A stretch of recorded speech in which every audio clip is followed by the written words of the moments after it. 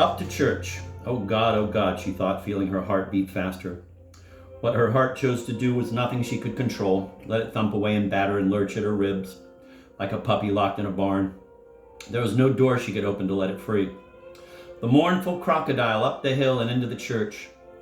Whispers stilled in the porch, an epidemic of shushing. They are so slow, Perpet had said. We must rehearse them all winter for communion in spring, otherwise they will be blundering into each other and goodness knows what all. She had offered Philomena the use of her most formidable cane, but the young nun had declined. She knew perfectly well that Perpet would like to use it on her. If only there were a bit of light in the place, she thought. The children's skinny shapes passed into the benches like a file of ghosts, like the ghosts from some children's hospital, an empty fever ward. She picked up a fistful of candles from the little flowers box, lit them from those that were burning, and juggled them into their holders. Now, she said, begin. At once and all together, the children leapt up from their kneelers, tripping over each other's legs, scrabbling for the center aisle. Stop, stop, stop, Philomena yelled. Back, back, back, as you were, kneel down. Close your eyes, join your hands. When I give the word, first child stand up, walk. Second child stand up, walk, follow on in a line. First child turn left, second child follow. All children follow. Get to the altar rail and kneel down reverently. Join your hands, close your eyes. Wait your turn for the Holy Eucharist. When the altar rail is all filled up, children behind stop. There, just there. Do you see at the top of the aisle? You people that are waiting, don't crowd up behind the people at the rail. Keep a distance. Or however will they get back when they're finished? At first, they tended to close their eyes at the wrong time and bump into each other, but after a half hour, you could see that they were beginning to get the idea. They knelt at the altar rail with their mouths open, and at the word of command, they closed them and paused for a reverent moment, and then rose to stamp back to their places. The signs of strain were evident on their faces. She was not so old that she had forgotten what troubled them. Will you find your place again in the crowded church at 11 o'clock Mass? Will you struggle into the wrong bench so that people will laugh and point? Will you, worse, attempt to get back down the wrong aisle and lose your bearings completely? How will you inch and scramble out of your place at the start without bruising the shins of non-communicants? Will you fit smoothly into the shuffling stream or somehow hold up the proceedings?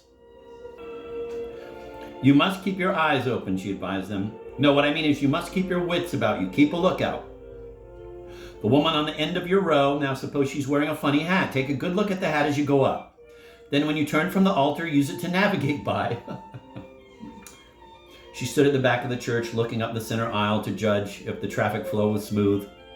Her back was to St. Thomas Aquinas, the cold saint with his plaster star. And from that direction, as if behind the statue, as if beneath it, she heard a whisper, a rustle, like the feet of a family of mice. Beneath her veil, the hairs pricked at the back of her neck. Then she felt eyes resting on her. She knew it was Fludd. His scrutiny seemed to pass through her black veil, through her starched white underveil, through her drawstring cap, and revel in what hair she had left these days and play along her scalp. Once more, she called, eyes closed now, heads down, say a little prayer. When I give the word, begin. Now. She waited only long enough to see the first child, the second child on their feet and embarked on their march. Then she turned urgently. Father? Father? Fludd lurked behind the statue. He would not advance. She heard the children in their Wellington boots clumping towards the altar. She took a step or two, almost running to the back of the church in the deep shadows under the gallery. Are you there? She whispered. Mother Perpetua has taken me off being sacristan. She saw us the other day when we were mending the nose. She's in a rage with me for monopolizing your time. I want to talk to you. There are some things I must ask you. Yes, Fludd said. It was as if the angelic doctor had spoken. Fludd's black form could hardly be discerned. At the allotment, she said, there's a shed. She could hear the first batch of children now shuffling back into their places. Too quick, she thought. They should have spent more time at the altar. Their knees have barely touched the ground. And feeling these moments of her life begin to slip away, she launched herself forward and clung to the statue's base. The unyielding plaster hem of the robes, reached out her blue-veined hand and knotted her fingers between the point of the star. Fludd saw her clinging like a drowning woman to jetsam. He wanted to step forward but held himself back. His eyes rested upon her. In destrier moments, he thought, in death's drear moments, make me only thine.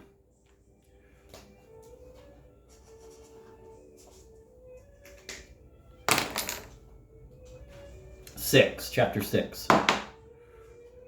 Outside the purlieus of the convent, Philomena had a different kind of walk. She strode ahead of him, swinging her arms carelessly, hopping over the tussocks of grass.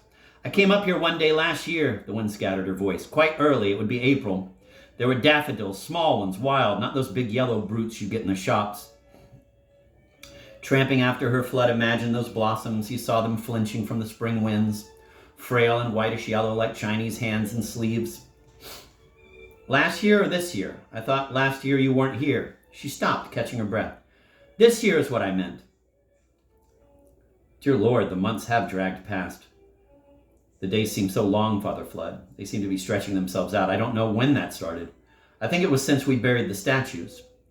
I do not find it so, Fludd said. He felt old and breathless from the uphill climb, and weary from thankless enterprises.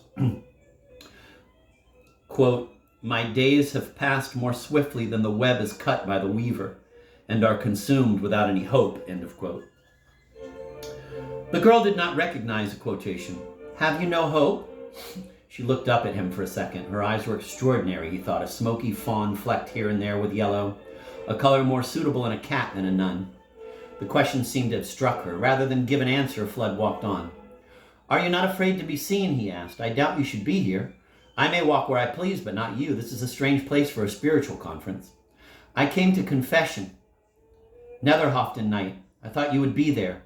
It was the old fellow. I had to hold his attention with some questions about Lent. I have heard a thing about you. She turned. Because of her headdress, a full turn of her head was necessary, if she were to meet his eyes, and he saw how this fact laid a veneer of import over every exchange. The stigmata? They had reached the shed of which she had spoken. Its broken door flapped. On the floor were wood shavings and the chalky droppings of long dead fowl. Yes, Fludd said. He ducked his head under the lintel.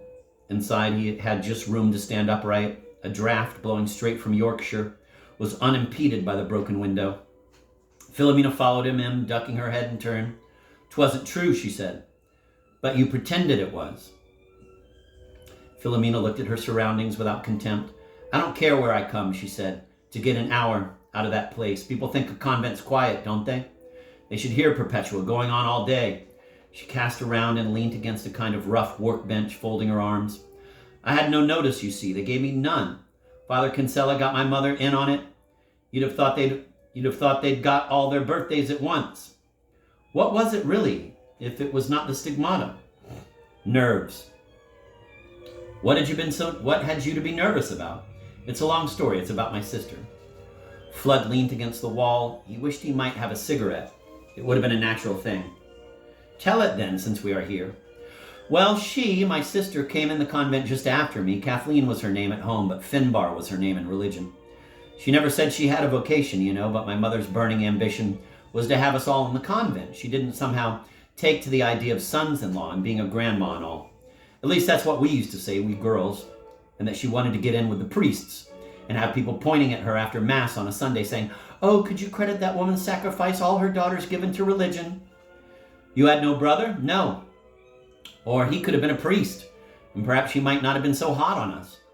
One priest in a family equals 3 or 4 nuns. That's the way they count in Ireland. So your sister Kathleen entered without a vocation, and it went wrong? She disgraced herself. Sister Philomena picked up a fold of her habit and ran it between her fingers. She too wished she had not a cigarette, but something to occupy her, something to distract her from the moment, the place, the person. And after she disgraced herself, we got a bad name in the neighborhood. When I came out in the rash, my mother thought we were going to recoup our fortunes. She was a cleaner, up at the convent, did their shopping for them. I was never away from her a day until I came here. As soon as she noticed it, this thing on my hand, she hauled me off to Father Kinsella. My feet didn't touch the ground. She imitated her mother's ingratiating mode, her semi-genuflection. Look at this, Father. Appeared last Friday on Sister Philomena. The very spit and image of the nail marks in the palms of our blessed Lord. Fludd folded his arms in a judicious way. But what did your sister Kathleen do to disgrace herself in the first place? She was only just the victim of a muddle. She wasn't a bad-hearted girl at all. Only a novice when the whole thing occurred. In some orders, the novices are kept shut up and taught theology. But in our order, they are set the dirty jobs. When I was a novice, I didn't learn much about the spiritual life. I spent the time peeling potatoes. It was more like the army. Was Kathleen Sister Finbar? Was she a rebel? Oh, nothing of the sort, but you know, Father, how nuns can't travel alone.